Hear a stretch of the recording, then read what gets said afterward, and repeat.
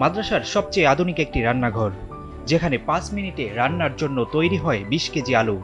৭ বস্তা চালের ভাত রান্না করতে সময় লাগে ১ ঘন্টা। এই একটু ফেলে দেওয়া দিলে পরে পানিটা মাপ করতে দেওয়া দিলে পরে ১ ঘন্টার ভিতরে পরে ভাত হইব। ১ ঘন্টা পরে ভাত হইব। ভাতের মাঠটা ওই চাউলের সাথে তাহে মার গালন লাগে না, মিশিং না, আমরা খুব সুবিধা হয়েছে। অল্প গ্যাসে হয়ে থাকে, এই যে চালাইলে পরে অল্প গ্যাস, এই যে চুলা হয়ে যায়, এই অল্প একটু জলটাছে, এই অল্প গ্যাসে ভাত হইব। শুধু তাই নয়, মেশিনের সাহায্যে বানানো হয় আলু ভর্তা।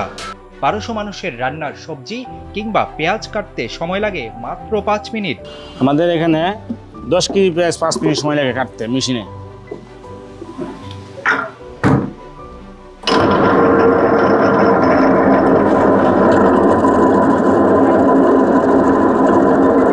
মিরপুর ১৪ এর জামিউল উলুম মাদ্রাসা, যেখানে প্রতিদিন ১২০০ শিক্ষার্থীর জন্য খাবার রান্না করা হয়। ৩ বেলা হিসেবে ৩৬০০ মানুষের খাবার তৈরি হয় এই রন্ধনশালায়। আধুনিক পদ্ধতিতে কিভাবে চলে এই রান্নাঘর, কিভাবে সহজে খাবার পৌঁছে যায় শিক্ষার্থীদের কাছে, তাই আমাদের ঘুরে দেখাচ্ছিলেন রান্নাঘরের কাজে নিয়োজিত সদস্যরা। আমাদের হলো এই লিস্টটি।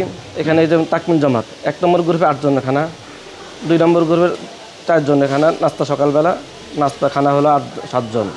এভাবে প্রতি জমাতের নাম লাগছে, লিস্টটি আছে।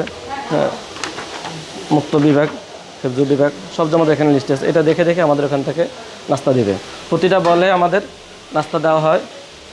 এই মনে হয় নাহাবিমি জমাত ৭ নম্বর বল, এখানে খিচুড়ি দেওয়া হয়েছে ৭ জন ৮ জনের, ওরা ভাগ করে খাবে। বিশাল এই কর্মযজ্ঞ একসময় বাবুর্চিরা নিজের হাতেই করতেন, তখন খাবার তৈরিতে সময় বেশি লাগতো। বর্তমানে মেশিনের সাহায্যে সময় মতো শিক্ষার্থীদের খাবার পরিবেশন করতে পারছেন বলে জানান প্রধান বাবুর্চি। মেশিনটা করি, এই যে মেশিনটা আপনার আলু ছেলা হয়েছে, এখন আলু কাটবো বড়ি দিয়া, মেশিনটা কাটো যা, মেশিন দিয়ে কাটা হইব। মুরগি কাটা হইব সাফারি দিয়া, এই যে মুরগি নিয়ে আইছি, মুরগি দিয়ে আলু দেওয়া পাক করা হইব আজকে দুপুরে। আর রাত্রে হইলো আপনার এই যে শালগম দেয়া, চিংড়ি মাছ দেয়া, আলু দেয়া বাজি। সকালে হইলো আপনার পাতাকপি দেয়া, আলু দেয়া বাজি। সব মেশিনেই হয়? হ্যাঁ, মেশিনে হইব। ভাতগুলো কত তাড়াতাড়ি হয়? ভাত আপনার মেশিনে ভাত পাক হয় আপনার ১০০ কেজি ১৩০ কেজি চালের ভাত ১ ঘন্টার মধ্যে আপনার হয়ে যায় মেশিনে। আগে আপনার সকালে ফজরের নামাজ পড়ে কাজে লাগ দিয়ে জোরের সময় আপনার বিকাল ৪টা বাজে কাজ করতে করতে হাতে কাশির সময় মেশিন যে সময় না আছে আর কি। আর এখন আপনার জোরের ১টা বাজে আদান দিলে পরে আমরা কাজ শেষ।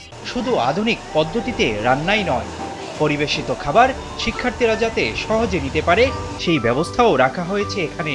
প্রতিটি বিভাগের আলাদা আলাদা নামের তাকে রাখা হয় খাবার। এখানে এক একটা বলে ৭ থেকে ৮ জনের জন্য।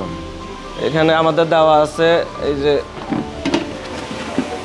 এই নাস্তা দেওয়া হয়েছে খিচুড়ি, একবার ভাত দেওয়া হয়, তরকারি দেওয়া হয়, ডাল দেওয়া হয়। এখানে এগুলোতে দুপুরে দেওয়া হবে। এক বলে তরকারি দেওয়া হয়, বলে এটাতে ভাত দেওয়া হয়, এটাতে এগুলো ডাল দেওয়া হয়।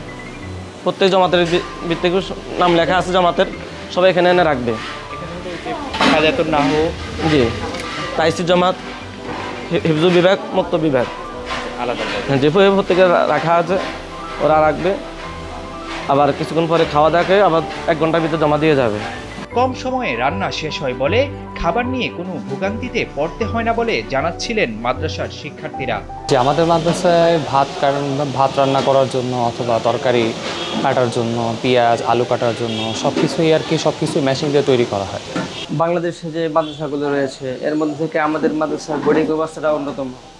এখানে রান্নাবান্না এবং খাবার দেওয়ার বিষয়টা গোছালো।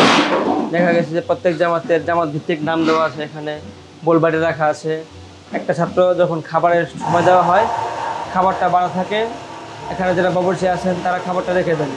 তো নির্দিষ্ট সময় ছাত্ররা এসে নিয়ে যায় এবং আবার খাবার দাবার শেষে বোলবাটি ধুয়ে আবার রেখে যায়। এভাবে ছাত্র শুধু খাবারের সময় বোর্ডিংয়ে আসে এবং নির্দিষ্ট সময়ের মধ্যে খাবারটা নিয়ে যেতে পারে। এক বেলার রান্না শেষ হলে আরেক বেলার জন্য ব্যস্ত হয়ে পড়ে রান্নাঘরটি। এভাবেই প্রতিদিন বিশাল কর্মযজ্ঞে মেতে থাকে এই সময়ের আধুনিক এই রন্ধনশালা। Abu Bakkar Raihan, Daily Sun.